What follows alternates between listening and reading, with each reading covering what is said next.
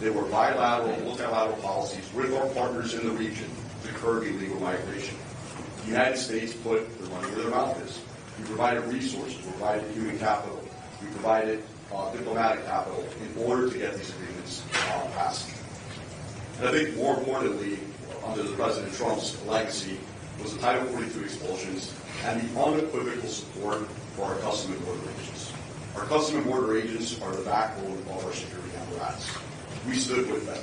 We supported them. President Trump advocated for giving them raises. This administration, as we've seen on multiple occasions, has villainized these people who do a very difficult job. So looking at the current state of immigration in our country, looking at what do these 10 million people, not all of them are bad, not all of them are criminals, not all of them are here to commit crimes. But when you talk to people in Venezuela, visit Venezuela, when you talk to people across the hemisphere, they'll tell you, our countries have never been so safe. And you ask yourself, how is that even possible? Because a lot of their criminals and a lot of their hospitals and a lot of their institutions have been dumped into our country. We look at the fentanyl that's coming across the southern border. We look at the tragedy that's happening in American communities. We look at the carnage of these children, of these women who are being trafficked. We look at the carnage of the American families who have to deal with a relative, with a loved one, with a father, with a son, with a wife, with a husband who's struggling with addiction. These are the consequences of their failed policy. And they're very, very real to Americans. They're very, very real in urban cities. They're sanctuary policies, a sanctuary for all, free housing, free food, free health care. The United States is not a sanctuary for all. The United States is a sanctuary for Americans who come here to work for our country and to defend our Constitution. Thank you. Right. Thank you. Good to see you all, and good to be back in Chicago. I came here about a little over a year ago when I visited the south side of Chicago. See, several friends from that we made are with us today, and they weren't supporting Republicans or Trump back then, but many of them are right now, and I'll tell you why. When I visited here back then, a lot of people in this community, in this city alone, asked themselves, why are they converting places like South Shore High School into an encampment for illegal migrants at a cost of $7,000 per migrant per month, when we're sitting right here following the laws of law-abiding citizens of this country ourselves? And I think that is the backdrop for this debate around the immigration policy and future border policies of the United States. It was interesting to come back to Chicago in the middle of this convention. And I'm glad, actually, I'm grateful that Democrats appear to now agree with Donald Trump's policy of building the wall. If only they cared as much about keeping illegals out of our country as they do keeping their own left-wing protesters out of their own convention, our border crisis would actually be behind us. It's been an interesting convention this week. They adopted a 92-page policy platform that began, the very first thing in there, actually, just by show of hands, anybody read that document? A couple of you. You know what the first item in that was? Land acknowledgments. You did read it. Thank you. Well, we share that in common. So the opening page of the 92-page document that consists of the democratic policy of the future of this country began with a land acknowledgement, which tells you a lot about where their policy priorities are. I'd like to kick off today with a land acknowledgement of our own. Where are we right now? We're in the city of Chicago, in the United States of America, supposedly that shining city on the hill. Where in this city, these are not my facts, these are based on public information of just reported crimes. This is a city with one murder every 14 hours, one rape every 4 hours, one shooting every 3 hours, and one stolen vehicle every 18 minutes. For those of you who drove, I hope you locked your cars. It is a city ravaged and devastated by the effects of not only rampant crime, but rampant crime worsened by the effects of illegal mass migration to this country. And it's against that backdrop that I'd like to deliver a message to Kamala Harris ahead of her speech tonight. From one kid of legal immigrants to this country to another, my message to her is, shame on you. Shame on you as somebody who should know better, as a kid of legal immigrants who came the right way, as countless others wait to do in this country, to say that you're supporting illegal mass migration into this country. That's wrong and devastating everything the United States of America was founded on, including the rule of law. Shame on Kamala Harris for being a vice president of the United States of America. I'll tell you what a true leader would do. A true leader would say that, you know what, I am responsible for the catastrophes at our southern border because I'm the vice president who you elected. Instead, she's too busy trying to give responsibility or claim that she was never given that responsibility in the first place. The fact of the matter, she was. Call it a border czar, call it what you want. She was the person in charge of the southern border policies. But even if she hadn't been put in charge of that, if you're the vice president of the United States of America, what level of leadership do you have to show to be able to say that you're going to pretend like you had no responsibility for the catastrophic effects of not only crime, but the catastrophic effects on the rule of law in this country? Shame on her for the several 100,000 migrant children who have been released in this country but are no longer accounted for. Recent reports coming out from the Department of Homeland Security Inspector General suggesting that number could be upwards of 30,000. Now they're revising it to suggest several 100,000 children. I'm not talking about adults here, I'm talking about kids who are now being sold potentially into child trafficking, child labor, and worse in this country. Shame on Kamala Harris for that. Shame on her for her failed leadership of the country, and shame on her for permitting the deaths of Americans at the hands of these illegal immigrants. Laken Riley, Rachel Marin, Kayla Hamilton, Brenda Altman. Those are great law-abiding Americans who were killed by criminals. She says, we're not going to call them criminals, I'll call them here, I'll call them criminals. Who slaughtered law-abiding, good Americans sitting right here. So I challenge Kamala Harris tonight. She's given a speech. She has an opportunity to show herself as a leader of the free world, which she wants to be. The President of the United States of America. To have a spine and to apologize to the family members of Laken Riley, of Rachel Marin, of Kayla Hamilton, and of Brett Altman. Look them in the eye through the camera and tell them you apologize for the failed policies, and even more importantly, tell the rest of us what policies you're actually going to adopt to make sure something like that never happens again in this country. And if she does that tonight, I'll disagree with her, I'm not going to vote for her, but I'll give her credit for doing that.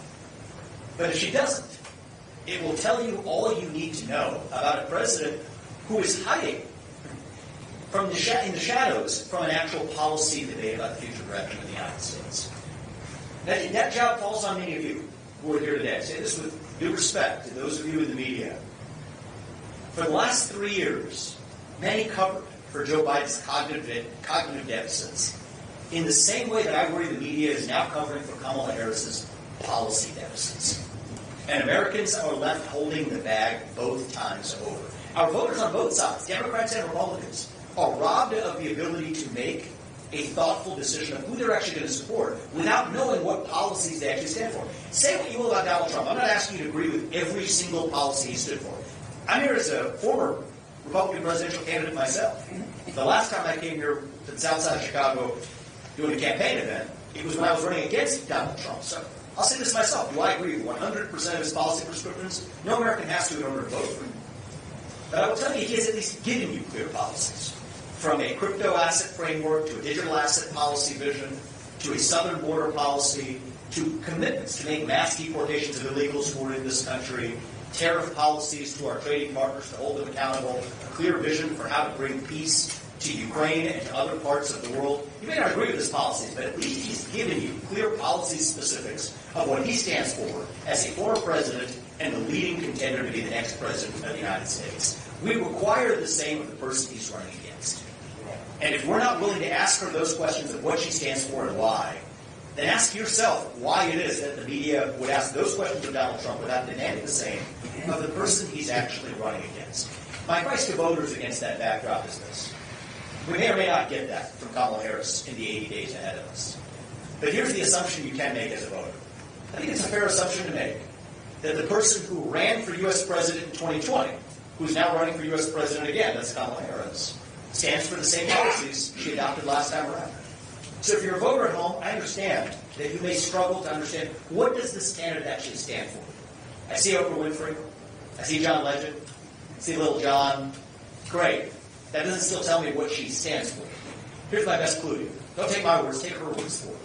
She stands for abolishing private health insurance. That means if you have a private health insurance plan that you like and that you're on, she favors taking that away from you and substituting a single-payer government-sponsored plan instead.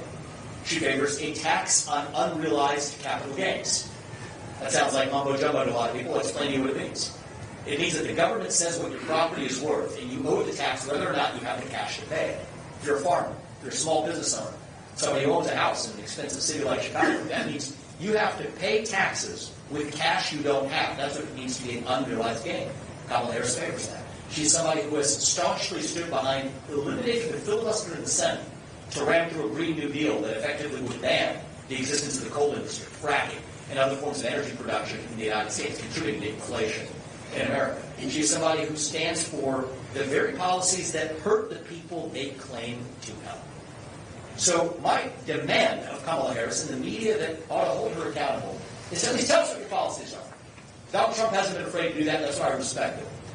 And even though we may not vote for her, we can at least respect her and respect American democracy more if we have two candidates that can actually offer competing visions held accountable by the press to do it. But without that, that's the real threat to democracy that I see. All we've gotten out of her vice presidential bid, I got to admit, I like this one, is Tim Walz's slogan. What does he say?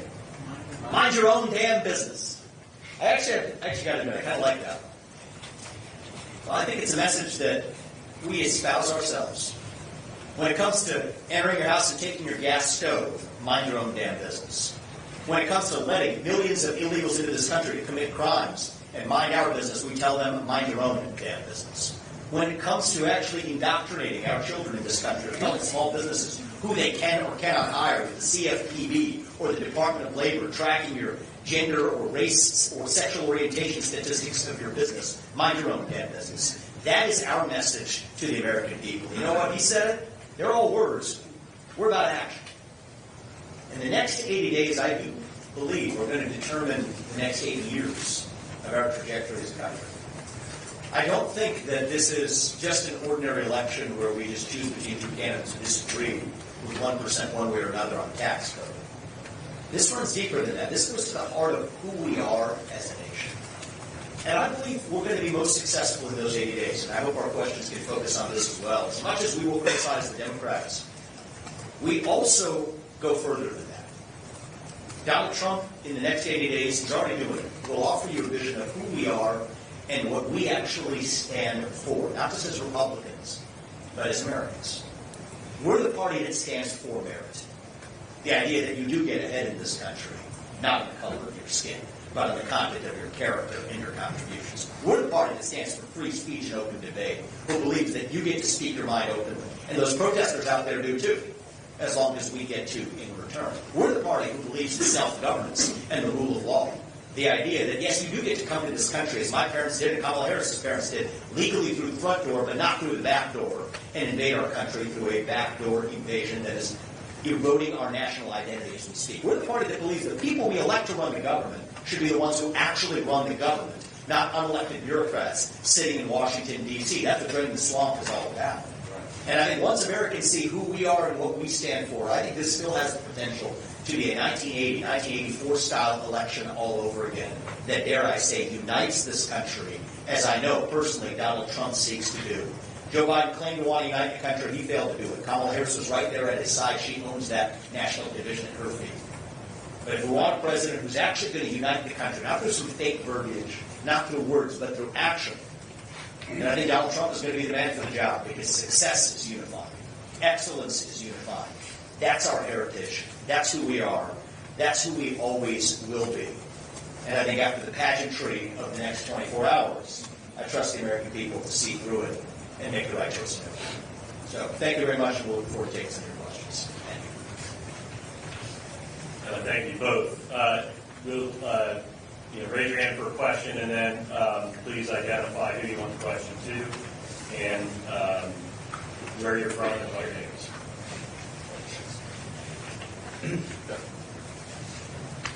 Yeah, I have a question for Vivek. So why is it that the corporate mainstream media is largely giving the Harris campaign a pass on these key issues like inflation, like the border, like crime? Are they essentially lapdog to the left at this point? So it's very interesting. I think that there's a particular event that happened in this cycle, which is unique in history.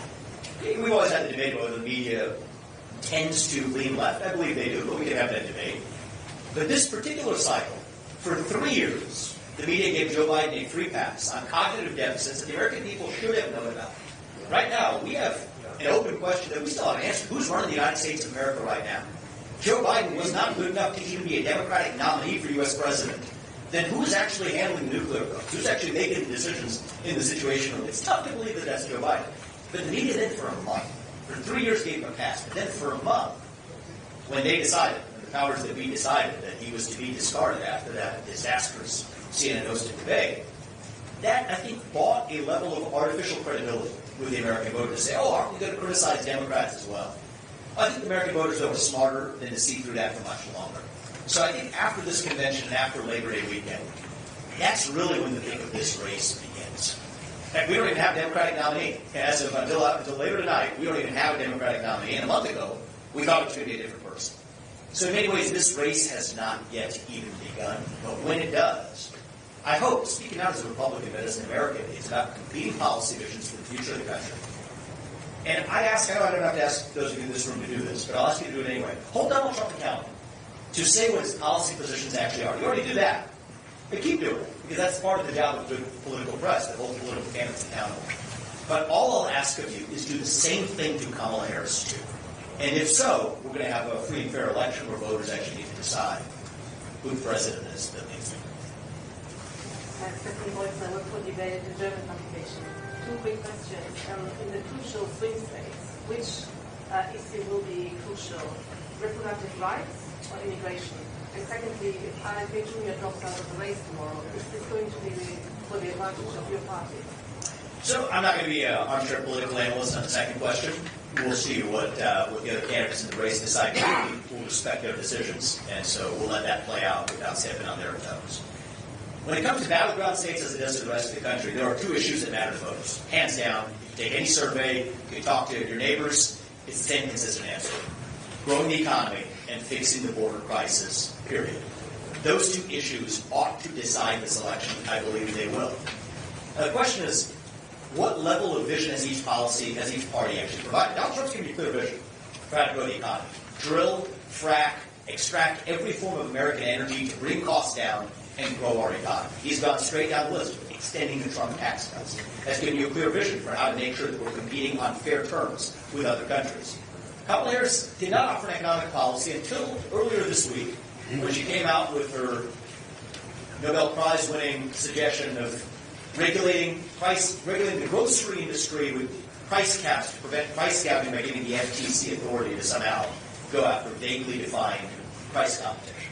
Well, you can compare those two economic visions and say which one's going to be better at actually delivering prosperity for Americans. So those are the two issues that will and should decide this election. We've offered our position on what we think needs to be done about each of those. Seal the southern border, grow the economy, with clear policy proposals for how to do both. Kamala Harris, it's up to her. The ball's in her court to see if she actually has an alternative vision or not. Vivek, Ben Burfon, Real American News. Do a lot of border coverage that's actually just down at the end of Chicago, just a couple blocks from here where they're housing individuals. You see the shift across the inner city. In particular, you've got guys like Tyrone over here, Edward Muhammad, and people all across the inner city of Chicago. We're seeing this shift in New York and places where the Democrats have sent these people. Two things. Is it ironic that they're not celebrating all of these policies that they've had in place for 4 years to invite the invasion into our country? You would think that the open borders have to be celebrated. And number two, what's the Trump campaign doing to reach those communities that are the hardest to most? Well, I think the first step is to show up. I mean, here we are in Chicago. We're going to be not just in rooms like this, but spending time in the city as well. See Donald Trump going to the Libertarian Party convention, going to the South Bronx. Half the battle, he actually came to Chicago at the National Association of Black Journalists, took some difficult questions in a forum where Kamala Harris was supposed to be able to refuse to come. So I think that's half the battle in this country. Not everybody's going to agree on everything. That's America. It's the beauty of America. That's what makes America great. But we have to be willing to engage in the free speech and open debate that we preach about. I'm proud of Donald Trump for doing that in a way that actually many Republicans for years haven't done. If you rewind back to the early 2000s, I don't think we saw Republicans do that the way that we are and Donald Trump is today. Now the ball's in the court of Democrats to say that you want to be defenders of our democracy. Well, part of our democracy is this. The greatest threat to American democracy, I'll tell you what it is. It is the percentage of people who feel afraid to say what they actually think in public. If we close the gap between what people are willing to say at the dinner table and what they say in public, we have our country back. Now, it's not up to us to complain just about the Democrats. It's up to us to practice what we preach. The left. wallows in victimhood culture. We're not victims, we're victors. So we practice what we preach. And now through the election, I can commit that every one of us in this movement, Donald Trump included, is going to be showing up, not just in the places where he's supposed to, according to partisan lines, but also in the places where you might predict a traditional politician won't show up. And I think that's what shows the courage of a leader who's not just running to lead a party, but running to lead a nation. That's what we deserve. Right there, and then we'll go back there. I will push it. I've got a question to Mr. Ramaswamy. Are you going to advise President Trump on four issues? And what particular advice would you give him that would be great? Look, I think Donald Trump, one of the things about him is he is somebody who cares deeply about understanding the issues for himself. And he internalizes and makes the decisions that he believes is best. That's what people deserve. He's a president who's not wielded like a puppet. That's what we get on the other side. Biden, in some ways, his cognitive deficits, they weren't a bug. They were a feature for the people who managed him. And what I respect about Donald Trump as I've gotten to know him after I left the race is that he's somebody who's intellectually curious. He wants to get all the views before he makes the right decision. And so when asked, not just on the issues you asked about, on a range of other issues, I have and will continue to provide my opinion to him. So what I respect about him as a leader is he collects those views, and then he makes the decision that he believes is right for the future of the country. And that's what we're going to continue to do. Brett Sherp, Daily Wire. You come from the finance world. I was wondering if you could comment on the downward revision yesterday by nearly 1 million jobs, and then also Commerce Secretary Gina Raimondo's claim yesterday that she didn't believe those numbers or hadn't heard of them. Yeah, so I think that in fairness, you see this in the corporate world of public companies a lot too. She said she didn't believe it. My read was she didn't actually know about it. So I think Gina Raimondo, the Commerce Secretary, as best I could tell from her commentary, you guys can probably see and arrive at the same judgment, did not know that we had the largest downward revision of jobs in the United States in 15 years, in a decade and a half. And even she didn't know about it. So I think the people we elect to run the government aren't running the government. The people they're appointing to run those cabinet positions aren't the ones actually running those cabinet positions in those departments either.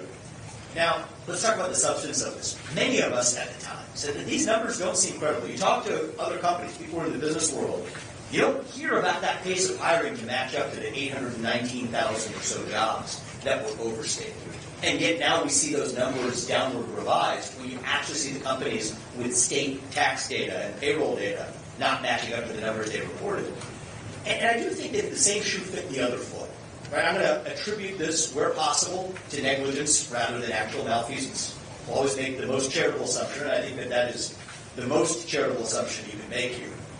But I do think that there should be far greater accountability in the middle of an election, where Kamala Harris is the sitting vice president without a fully functioning U.S. president, let's be very honest, that in the middle of that campaign has rolled out not just like different opinions or not just fluff, but straight out wrong, you could call it fraudulent numbers, lying to the American people about the success of Bidenomics and Kamalanomics. If the same shoe fit the other foot, I have no doubt this would be a scandal. This would be something the political press would be all over, and I think there would be accountability and heads would be rolling, including the likes of the people who lead those multiple cabinet positions.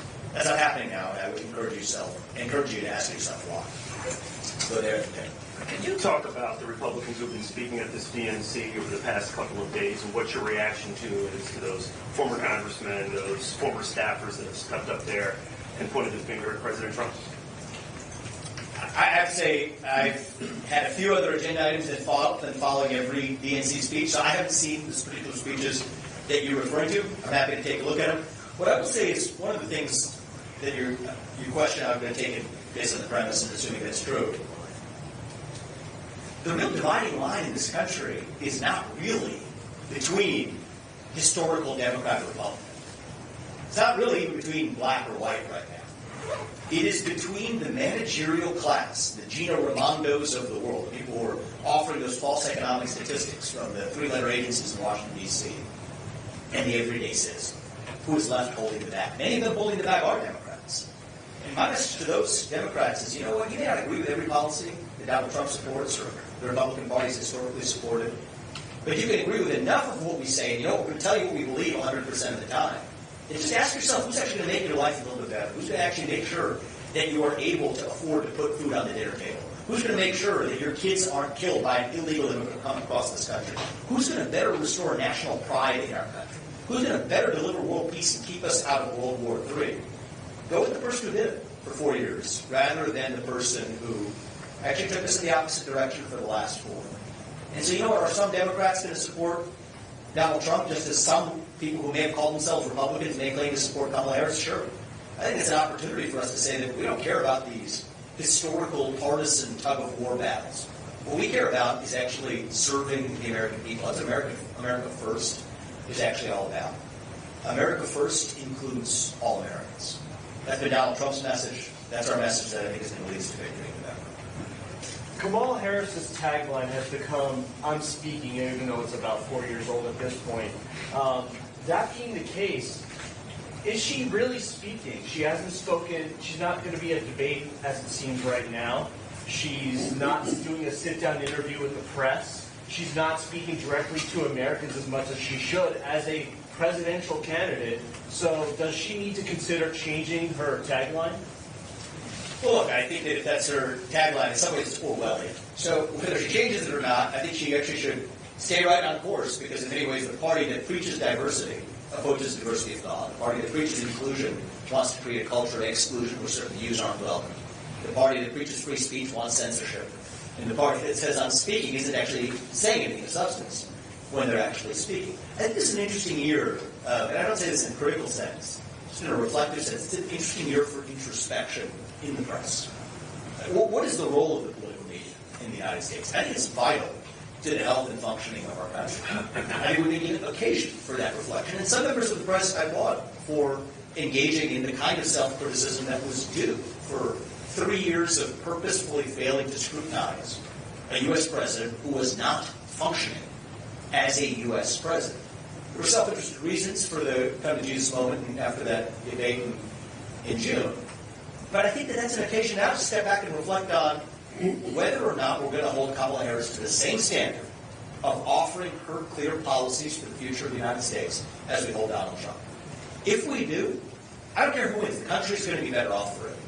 But that isn't happening right now. And I think that, too, is part of what a free and fair election looks like. It's free and fair to the voters to be able to have the information to actually make a decision. This is being decided right now on a vibe. Many people who aren't paying close attention to politics, this is just being decided based on style over substance. And I still think American democracy is better off for that fact. I think by the time we get to November, the reality is many voters are going to demand some level of substance that they haven't gotten yet. So if the media isn't going to do it, I have full confidence that the voters ultimately will. Right here. Thank you, Vivek. Travis Gilmore with the Epoch Times, and this question is for both of you gentlemen. Customs and Border Patrol agents tell us that these illegal immigrants, there's a high number of military-age men from around the world, including from China and the Middle East. How do we stop this? And also, is the influence of fentanyl a form of criminal or chemical warfare? Well, the second question, yes. President Trump was close to signing an agreement with the Chinese Communist Party that bans the precursor chemicals that ultimately lead to the importation of fentanyl. Unfortunately, Biden-Harris has not pursued the same line, trying to end the fentanyl, the precursor chemicals that are coming out of China.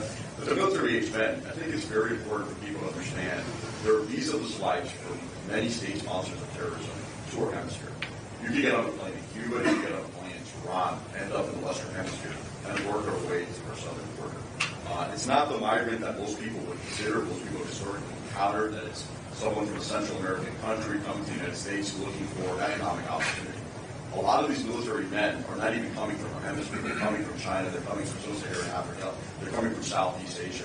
We have no idea what their intentions are. And we have no idea how a person who lives in object poverty is able to finance a flight into Nicaragua or into Venezuela in order to come up to our southern border. I think these are really tough questions that the media should start asking. Who are these people who are landing in Nicaragua? Who are these people who are landing in Venezuela? Why do we have direct flights twice a week from Tehran to Caracas?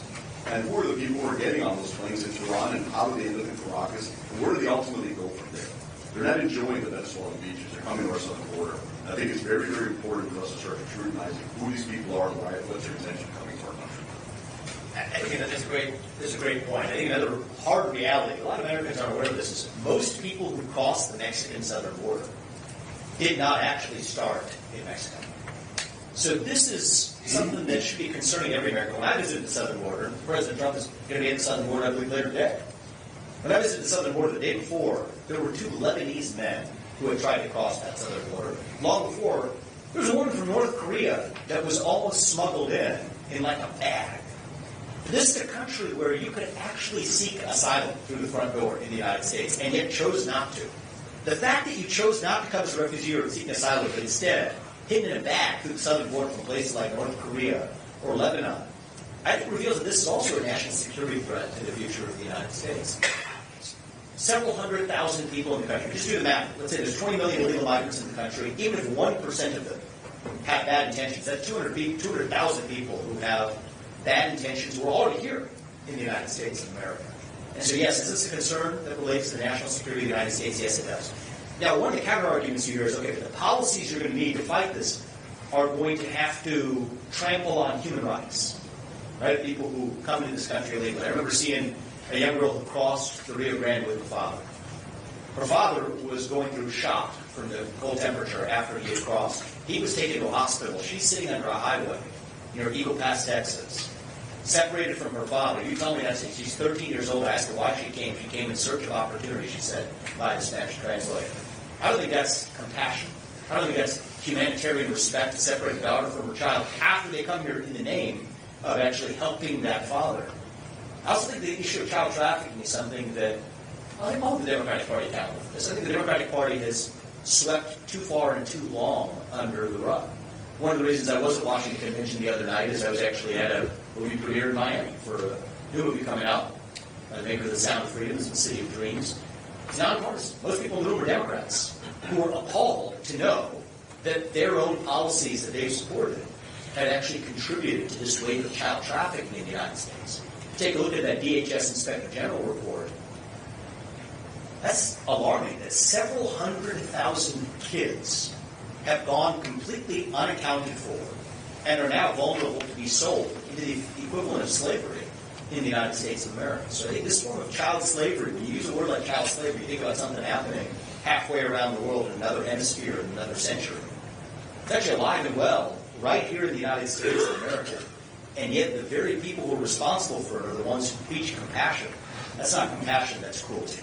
And I think we don't have the reluctance to step up and actually say it. Okay, Dan Bolton, One American News. You listed off some policies that Kamala Harris holds within to provide some clarity to the industry. One of them that jumped out was possibly supporting tax on unrealized capital gains. Given that you were an incredibly successful businessman over the last 3 years, can you sort of explain that would mean for families in states across the country and what the ultimate objective would be for supporting a policy like that? So this is a question about the tax on unrealized capital gains. This is, I think, one of the areas where I'll own this from our own side. We need to do better in explaining to the American people what are the actual impact of these policies that Kamala Harris not only supported.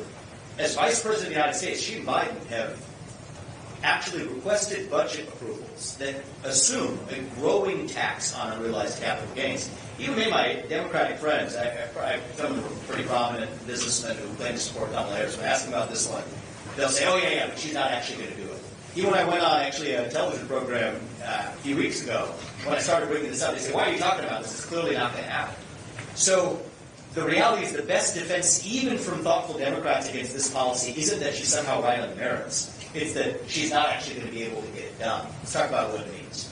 So a tax on unrealized capital gains means that if you have a stock or a business or a private business or land that you own, that the government says has appreciated in value, but you can't sell it, you will nonetheless still have to pay taxes on that unrealized gain. The way it works today is if you bought Microsoft stock a bunch of years ago, you sell Microsoft stock for a gain, you pay 22% or so on your gain of the difference of what you made.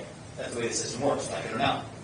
However, what this says is even if you haven't sold that stock or that business or that land, you have to write a check in cash to the government. Does the government accept shares in that business? No, they don't. They only accept cash. So here's what that means. It will trigger a cycle of what in the business world and in capital markets you would call forced selling. Forced selling means you don't want to sell, but you're forced to sell because you have to pay the tax out of pocket. But it turns out you won't be the only person required to do that. Somebody else will be required to do that too. But they'll have to do it at a lower price because you already sold and your sale drove down the price of the asset. And when the next person does it, that triggers down the price of the asset further, but the guy sitting next to him has to sell that asset to pay his taxes. That is how you trigger what you call a downward spiral in asset prices. It's the best formula for triggering the second Great Depression, if we ever had one. And the reality is, you know who's going to be holding the bag at the end of it? The people who don't hold liquid assets. Those people who are wealthy are well-advised enough to know that they hold a significant portion of their assets in liquid holdings. But think about that entrepreneur who started a small business, a barbershop, a restaurant owner, who might be having early success but needs to reinvest in their business to grow it. They don't have the cash to pay it because they're all in on their business. They're the ones who are ultimately going to actually have to pay the price. So it's just another example of how the failed economic policies, this isn't just verbiage. She supported this as presidential candidate. She supported as the vice president of the United States, trying to ram through a budget that contained Elizabeth Warren and Bernie Sanders agree with her. And the only reason I respect the likes of Elizabeth Warren and Bernie Sanders more than I respect Kamala Harris, I disagree with them on their policies equally, because they're the same policies. But the reason I respect the likes of Bernie Sanders more is at least he's actually willing to still stand behind his own policy proposals. And the only thing worse than somebody who believes the wrong thing is somebody who advances the wrong policies while actually believing nothing at all. And I think that's what we're getting with Kamala Harris today. Okay, a couple more questions and then we'll wrap. Right there in the back. Thank you. Do you think Kamala Harris administration will be able to end the two wars that the world is facing right on the Middle East and Ukraine? I think Kamala Harris does not understand what it's going to take to end those two wars because she was vice president of the United States while those two wars came into existence under preventable conditions. Which, as Brian said, this isn't some other president, as she might have you pretend to be. She is part of the very administration that has brought you two wars that did not exist under Donald Trump. And their predecessor, Barack Obama, we heard from earlier at the Democratic Convention, was the guy who took us nearly to the brink of armed conflict with North Korea before Donald Trump de-escalated as well. So, one issue, and I think for anybody at home who's a single-issue voter on this, if you're a single-issue voter on staying out of World War III, if you're going to pick one issue to be a single-issue voter on, it's a pretty good one. There's one president who has demonstrated a track record for keeping us out of major armed conflict. And other than that, frankly, this is bipartisan. Look at every other president in the 21st century.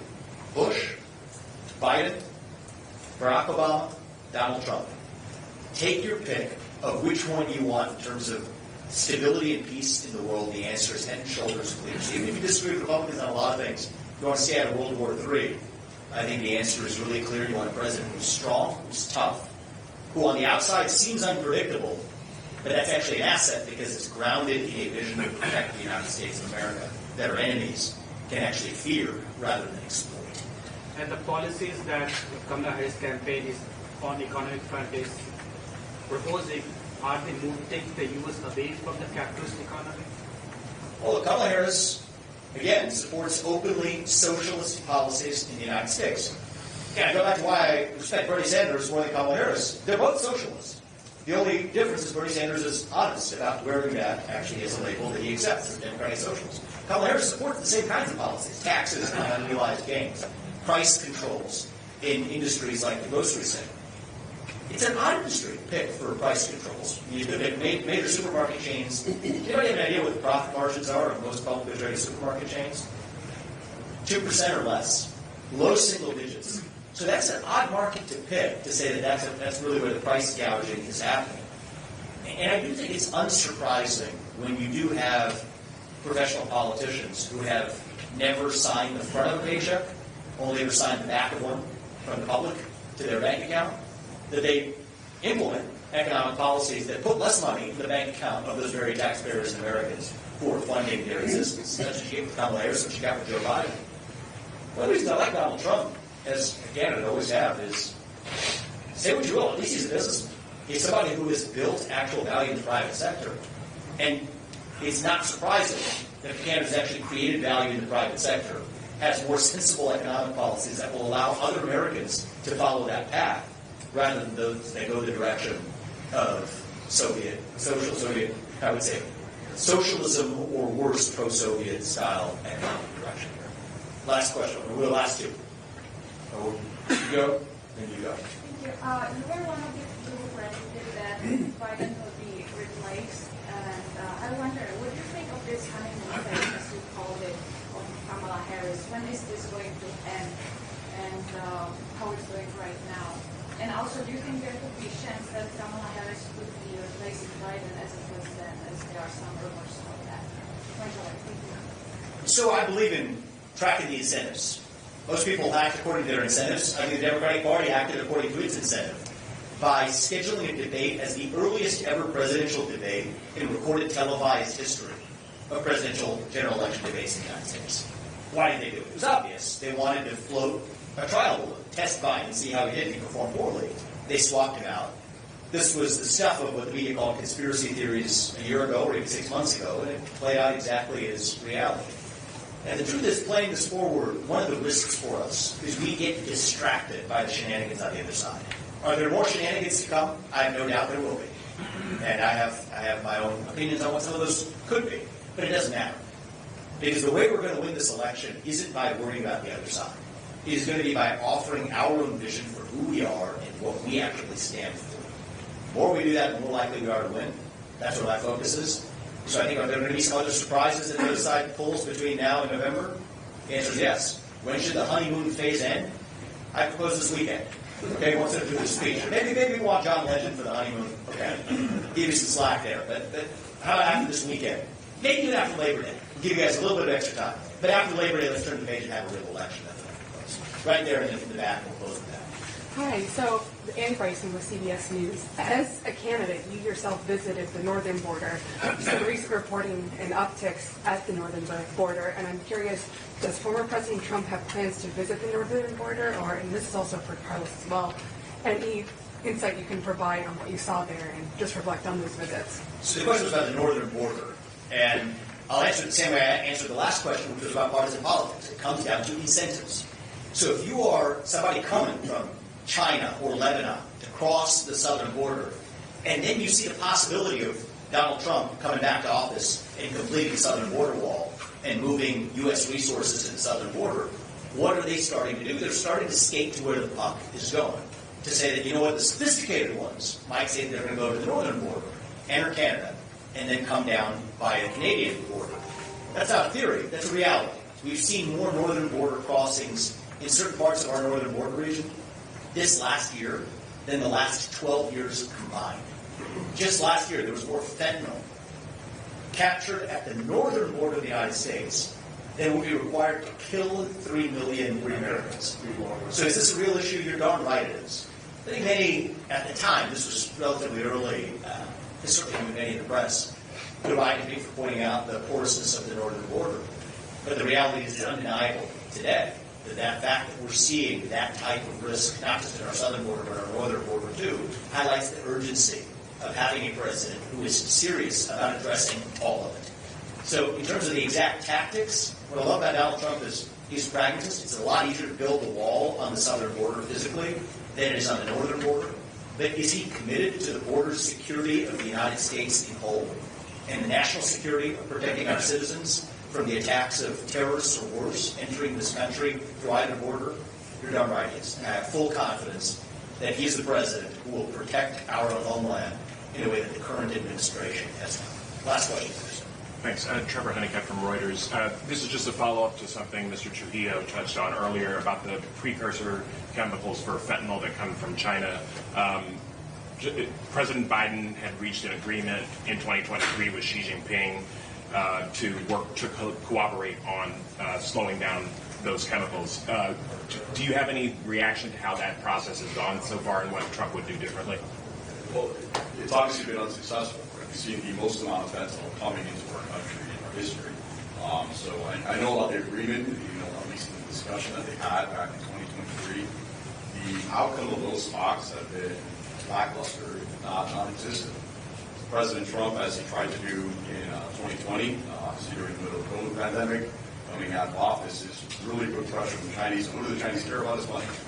Similar to how we did it with tariffs and other trade policy in order to put real pressure on enforcement mechanisms in China to stop precursor chemicals from coming into Mexico mostly and then up our southern border. It's the same strategy you have to put forward. And this isn't a partisan issue, right? Precursor chemicals lead to fentanyl. Fentanyl leads to the death of Americans and to the profiting of transnational criminal groups. So I hope it's something President Biden thinks that he can accomplish, whether in the next 5 or 6 months or 4 months he's left in office, that they really take it seriously, because the majority of Americans who've been affected by fentanyl, the majority of Americans who've had family or friends or neighbors who've been affected by fentanyl, it shouldn't be a partisan issue. It's something we should really focus on finding solutions. I was going to say a word on that as well, which is an interesting question for Tim Walz. He's taking a lot of trips to China. Now, if I thought he was a fast learner, I think he might have an insightful answer to that question, but I fear he may not. The reality is, it's a message for a lot of libertarians out there on this issue of drugs entering the country illegally. I'm going to make a case for every libertarian out there. I say this as somebody who has voted for a libertarian in the past and has strong leanings in that direction still. To vote for Donald Trump this cycle, on the question of the illegal entry of drugs into this country, say what you will about other drugs. Right? That debate's always the classic debate that comes up between libertarians and Republicans. The fentanyl issue is different. Many people who die of fentanyl usage in this country were classified as dying of overdoses. Don't die of overdoses, they're dying of poison. And I'll tell you the distinction. I've met parents of kids across this country, including my own campaign for U.S. president, in states across this country, who died when their kids took something that they did not know contained fentanyl, and yet still did, and died on the spot as a result.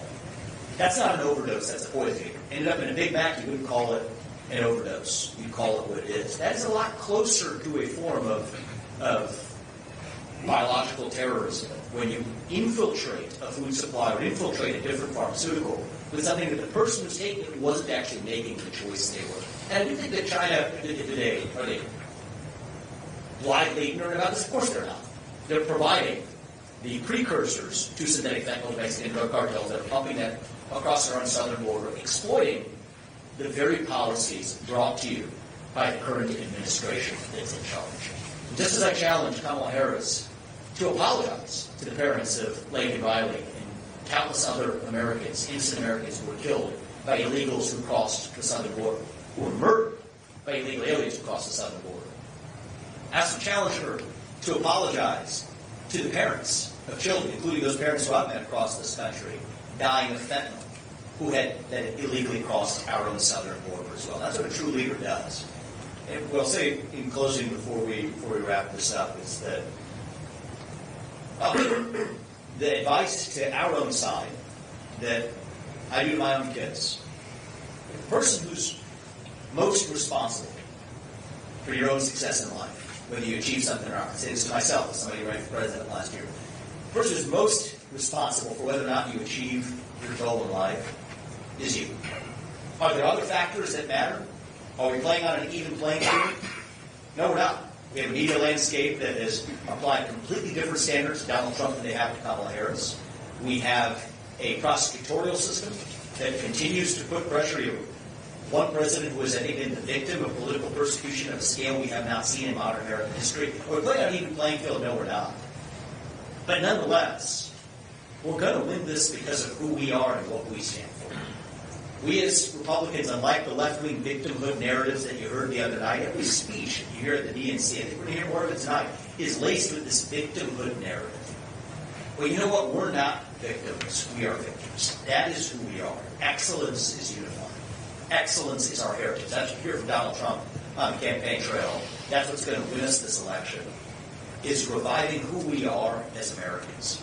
And whether or not you agree with every policy Donald Trump or another Republican has supported, if you want to actually revive our national identity, revive national pride in this country, and revive who we are, address that mental health epidemic in this country that causes so many people to turn to those illegal drugs that contain fentanyl in them. This is a psychological epidemic upstream of that. Vote for the president who's actually going to stand for who we are. Stand for who we are without pride, without apologizing for it. And I think the clear answer to that question is Donald Trump in November. Put him back in the White House. And I say this as somebody who ran against him last year. I still say this now. Our best days will still be ahead of us, and it's up to us to inform the voters so they can make the right choice. Thank you guys for joining us. We appreciate it. Ted.